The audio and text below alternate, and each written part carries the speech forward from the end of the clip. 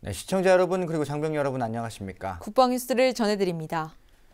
필리핀 에이펙 정상회의가 정상선언문 채택을 끝으로 막을 내렸습니다. 박근혜 대통령은 4대 개혁 등 우리의 다양한 정책 사례를 설명하며 세계 각국의 공감을 얻어냈습니다.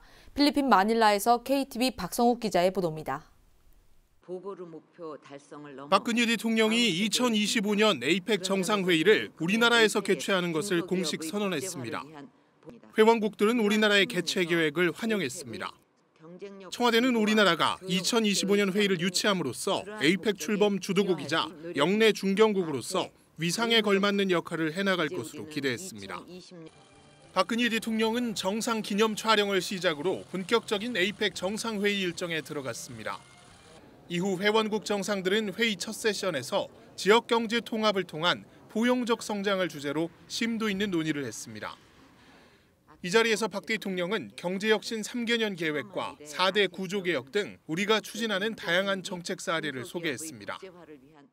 한국은 질적 성장을 이룩하기 위해 경제혁신 3개년 계획과 공공, 노동, 교육, 금융 등 4대 부문 구조개혁을 적극 추진하고 있습니다.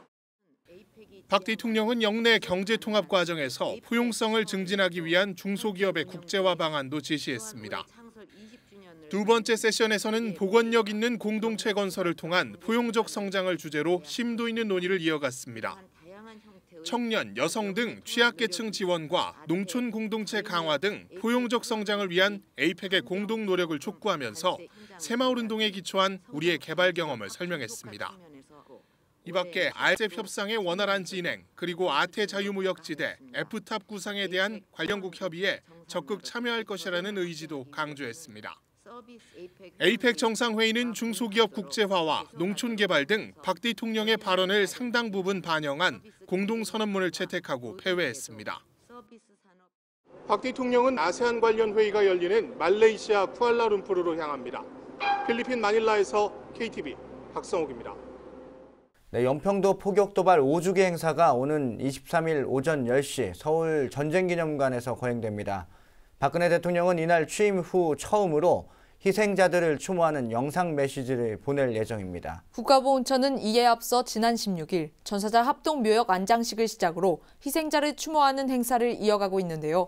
18일에는 고 서정우 하사의 흉상이 목요인 광주의 문성중학교에 건립됐습니다. 양희롱 기자의 보도입니다. 연평도 포격도발 5주기 행사는 국민의 하나된 힘이 북한의 도발을 막아낼 수 있습니다를 주제로 열립니다. 연평도 포격도발은 지난 2010년 11월 23일 북한이 기습적으로 연평도를 무차별 포격해 우리 군 장병 2명이 전사하고 민간인 2명이 희생된 사건입니다. 이번 행사는 정부 주요 인사를 포함해 4천여 명이 참석한 가운데 국민 의례와 헌화, 분향, 추모사와 추모 공연 순으로 진행됩니다. 국가보훈처는 이번 행사가 북한의 만행을 상기하고 전사장병들의 숭고한 희생 정신을 기려 국민의 확고한 안보 의지를 다지는 계기가 될 것이라고 밝혔습니다. 박근혜 대통령은 이날 영상 메시지를 보내 연평도 포격도발 희생자들을 추모할 예정입니다. 연평도 포격도발 행사에 박 대통령이 영상 메시지를 보내는 것은 취임 후 이번이 처음입니다. 국가보훈처는 이에 앞서 지난 16일 국립대전현충원에서 열린 연평도 포격도발 전사자 2명의 합동묘역 안장식을 시작으로 희생자들을 추모하는 행사를 이어가고 있습니다. 18일에는 전사자 고 서정우 하사의 흉상이 그의 모교인 광주 문성중학교에 건립됐습니다. 이날 제막식에는 유족과 각급 기관 단체장, 군 장병과 시민 등 300여 명이 참석했습니다. 서하사 흉상 건립은 문성중학교가 부지를 제공하고 광주지방보훈청과 광주시 교육청이 제작비 일부를 부담해 이루어졌습니다. 고 서정우 하사님의 희생으로 우리 조국을 이렇게 지킬 수 있어서 정말 감사한 마음을 표하고 싶습니다. 23일을 전후해서는 전사자 학교별로 추모식이 열리고 서울 광화문 광장을 비롯한 전국 주요 지점에서는 특별 사진 전시회도 개최됩니다. 국방뉴스 양희룡입니다. 국방부가 예비전력 정예화 방안을 논의하기 위한 전군 동원 관계 간 워크숍을 개최했습니다. 17일과 18일 이틀간 충북 괴산군 학생군사학교에서 열린 워크숍엔 국방부와 병무청, 각급 부대의 동원 관계관 등 150여 명이 참가해 동원 주요 현안에 대한 올해 성과를 점검하고 내년 전략을 논의했습니다. 참가자들은 동원관계 법령의 정비와 예비군 복무제도 개선, 동원사령부 창설 방안 등을 주제로 열띤 토론을 벌였습니다. 특히 국방비 대비 점유율 0.34%에 불과한 예비전력 예산을 늘리고 안정적으로 확보하기 위한 방안과 중장기적으로 국가동원 집행체계를 일원화하기 위해 국방부가 핵심 사업으로 추진하고 있는 동원총괄 집행기구의 창설 방안이 집중 논의됐습니다. 국방대학교 안보문제연구소는 18일 사이버 안보의 현 주소와 우리의 대응 정책을 주제로 제26차 국내 안보학술회의를 개최했습니다. 이석수 안보문제연구소장의 개회사와 위승호 국방대 총장의 환영사로 시작된 이날 행사는 북한의 사이버 위협과 국방 사이버전 연구개발 동향, 사이버 시큐리티 정책의 국제 동향 등에 대한 주제 발표가 이어졌습니다. 특히 임종인 대통령 안보 특별보좌관은 국가 사이버 안보 전략 발전 방향을 발표하면서 사이버 안보 비서관 신설 등 우리나라의 사이버 안보 현황을 소개하고 날로 급증하며 고도화되는 사이버 위협을 억제하기 위해서는 자체 사이버 보안 역량 강화와 국제 협력이 필수라고 강조했습니다. 그러면서 사이버 안보 역량 강화를 위해 각종 기술의 연구 개발뿐 아니라 양자 협력과 지역 내 협력, 사이버 스페이스 총회 참여와 의견 개진 등 다양한 형태의 국제 협력에 동참하고 주도할 필요가 있다고 말했습니다. 주제 발표 후 참석자들은 사이버 안보 강화를 위한 정책 방향에 대해 열띤 토론을 벌였습니다. 육군이 지난 17일부터 이틀 동안 가상 모의 훈련과 시뮬레이터 훈련 체계 통합 발전을 위한 제8회 육군 MNX 학술회의를 개최했는데요. 특히 18일 열린 패널 토의 시간에는 미래 육군 교육 훈련을 발전시키기 위한 문제점 도출과 실질적인 해결 방법이 논의돼 눈길을 끌었습니다. 송민아 기자의 보도입니다. 육군이 지난 17일부터 이틀 동안 미래 전장 환경을 모형화하고 최상의 가상 모의 훈련을 도출하기 위한 학술 대회를 가졌습니다. 18일 열린 패널 토의 시간에는 미래를 준비하는 육군의 교육 훈련 발전 방향이라는 주제로 열띤 토론이 진행됐습니다.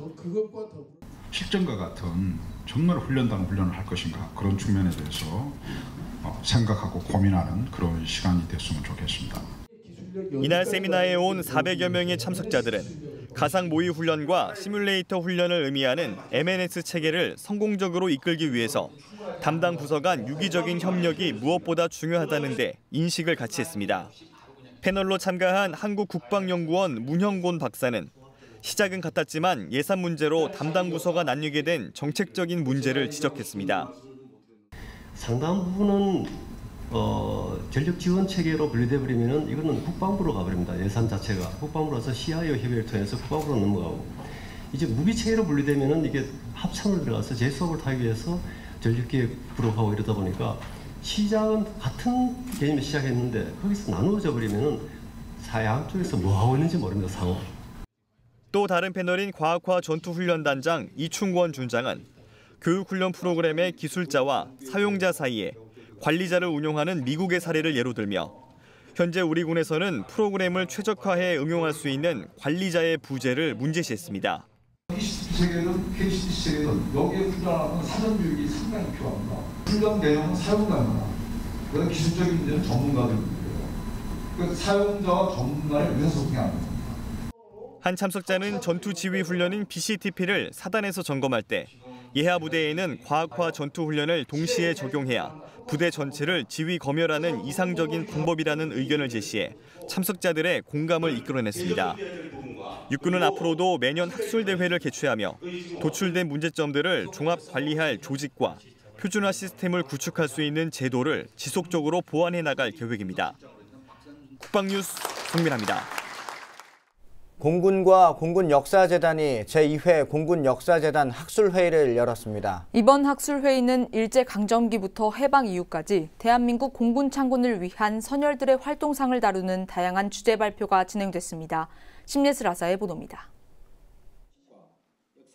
제2회 공군역사재단 학술회의는 초기 항공 선각자들의 항공 사상과 해방 이후 항공인들의 활동 등에 관한 주제 발표를 통해 대한민국 공군 창군의 역사적 정통성을 재조명하는 자리입니다. 독립기념관 독립운동사 연구소의 홍선표 박사는 초기 항공 선각자들의 항공 사상이 추후 공군 창군에 미친 영향에 대해 설명했습니다. 500년을 필두로 이동희, 안창호, 김구는 초창기 대한민국 항공 및 공군 발전의 선각자로 부를 만한 인물입니다. 그들이 비행사가 되려 했거나 비행사였기 때문이 아니라 처음으로 항공인력을 육성하고 공군 발전의 토대를 구축하는 데 이바지한 선구자적 인물이라는 점 때문에 한편 해방 이후 항공인들의 활동에 대해 주제 발표한 김동호 외교국방연구소 이사장은 대한민국 공군 창설은 항일 독립전쟁을 위해 1919년 설립된 임시정부에 강한 의지와 부단한 노력이 있었기에 가능했다며 공군의 역사에 대해 제대로 이해해야 함을 강조했습니다. 이번 학술대회는 공군 장병들과 국민들이 대한민국 공군의 역사를 올바르게 인식하고 자긍심을 갖는 계기가 될 것으로 기대됩니다. 국방뉴스 신예슬입니다. 육군 3사관학교가 제20회 충성대 학술 세미나를 개최해 정예 장교 육성과 사관학교 발전에 대해 토의했습니다. 18일 교내 청운관에서 열린 세미나에는 각군 사관학교와 민간대학 관계자들이 참석해 미래 국방인재 양성을 위한 방안을 모색했습니다. 최근 육군의 화두인 적과 싸워 이기는 군대 육성에 발맞춰 대주제는 정예장교 양성을 위한 사관학교 교육 발전 방안으로 정해졌습니다. 첫 번째 섹션에서는 야전과 밀착한 교육 프로그램을 개발해 전공학과별 야전 연계 시스템을 구축하기로 했고, 두 번째 섹션 인성교육 발전 방안으로 상상력과 긍정성, 공감 능력을 증진하는 프로그램 개발이 논의됐습니다. 이번 세미나를 통해 각군 사관생도를 정예장교로 육성하는 건설적인 교육 방안이 제시될 수 있을 것으로 기대됩니다. 올해로 20회를 맞은 충성대 학술 세미나는 육군 3사관학교 충성대 연구소의 연구 성과를 토대로 국방과 안보 분야의 관계자들이 모여 정보를 공유하는 학술 교류의 장입니다. 대한민국 무공수훈자회가 6.25 전쟁 낙동강 전투지구 추모 행사를 가졌습니다.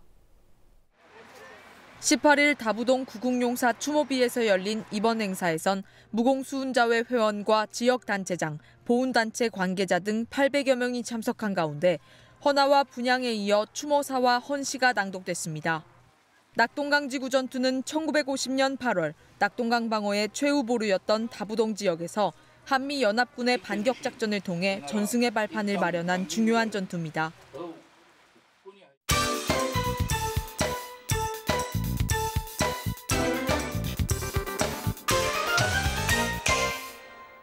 네, 김진무 박사의 북한군 이야기 시간입니다. 오늘은 북한군 병사의 복무 제도에 관해 알아보겠습니다. 한국국방연구원 책임연구위원 김진무 박사 모셨습니다. 안녕하십니까? 안녕하세요.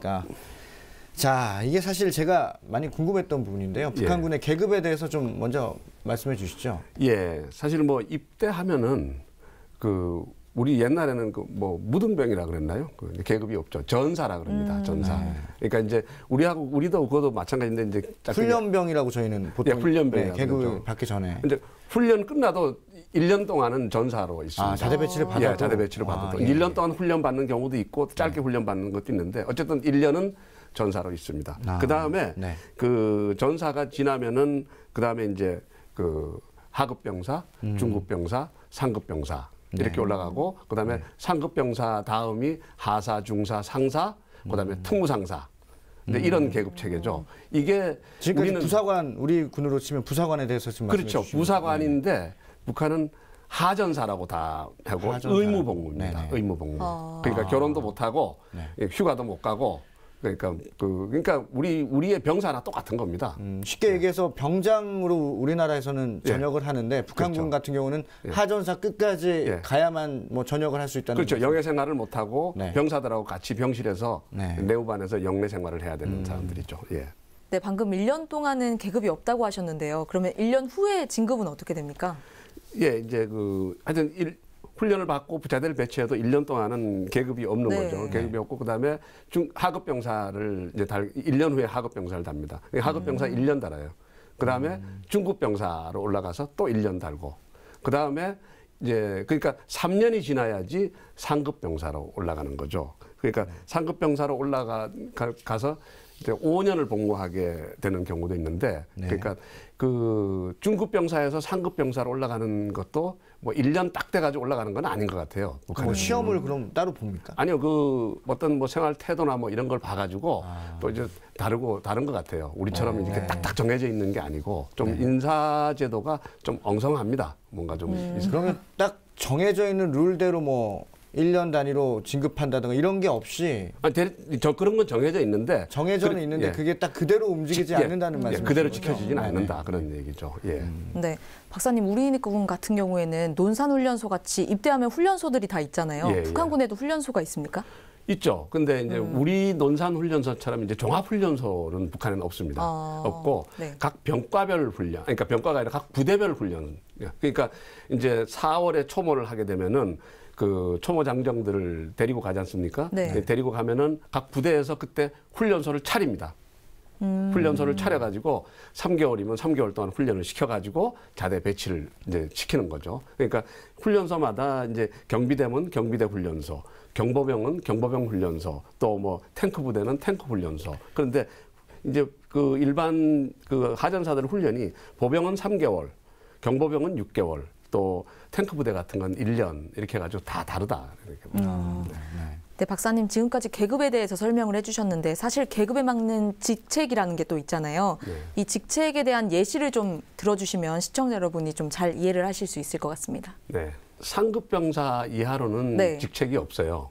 이제 하사까지도 없는데 이제 중사부터 직책이 있는 것 같아요. 이제 중사부터 이제 부분대장이 되고 상사가 분대장이 되고 그다음에 상사가 또 부소대장도 합니다. 그다음에 그 특무상사라는 게 있는데 상사 위에 그 특무상사는 그 각 부대에 예를 들면은 중대단이다 그러면 한 사람 있는 겁니다. 그 한 사람이 그 우리로 말하면 내후반장이죠. 사관장. 북한에 이제 병실이 이제 내후반이 병실이 생활관이죠. 그게 한 50명, 뭐 100명씩 이렇게 한꺼번에 살거든요. 그러니까 그 병사들의 모든 생활을 책임지는 게 바로 사관장이거든요. 그게 이제 하전사 중에서 한 사람이 특무상사가 그걸 맡고 있는 거죠. 그러니까 그 병사들이 일과 시간 시작해서 일과 시간이 훈련이 끝나는 때까지는 중대장이면 중대장, 소대장이 이제 관리를 하고 그게 끝나서 이제 생활관으로 들어가면은 그 다음날 아침 일어날 때까지는 사관장이 책임을 지는 거죠. 그러면 우리나라의 분대장과는 조금 개념이 좀 다릅니다. 인원수도 그렇고 전체적인 것들을 다 규모를 그렇죠. 그러니까 맡아서 그 예를 들면 뭐 소대 단위 독립 소대도 있긴 하지만 대체적으로 야전에는 독립 중대 단위로 운영이 되는데 중대면은 병사들이 한 120명, 100명이 넘지 않습니까? 그렇죠. 이제 그러니까 그 안에 이제 중대 안에 이제 4개 소대가 있고 소대 밑에 이제 분대가 있고 있지 않습니까? 그러니까 그 아까 말씀드린 대로 중사나 상사는 부분대장, 분대장 이런 걸 맡고 있고 그 100명 넘는 그 인원의 모든 생활관 생활을 책임지는 게 사관장이다. 자, 오늘은 여기까지 말씀 듣겠습니다. 네, 지금까지 한국국방연구원 김진무 박사와 함께했습니다. 오늘 말씀 감사합니다. 감사합니다. 네, 돌아오는 월요일 오전 10시 전쟁기념관에서 연평도 포격도발 5주기 행사가 거행됩니다. 북한의 기습적인 포격도발로 우리 해병용사 2명이 전사하고 민간인 2명이 희생된 사건인데요. 5년이 지났지만 아직도 그날의 아픔이 가슴속에 고스란히 남아있습니다. 네, 이날 행사는 저희 국방TV에서 생중계할 예정입니다. 함께 하시면서 희생자 추모와 더불어 안보의식을 다시 한번 고치시키는 시간 됐으면 좋겠습니다. 국방뉴스를 마칩니다. 시청해주신 여러분 고맙습니다.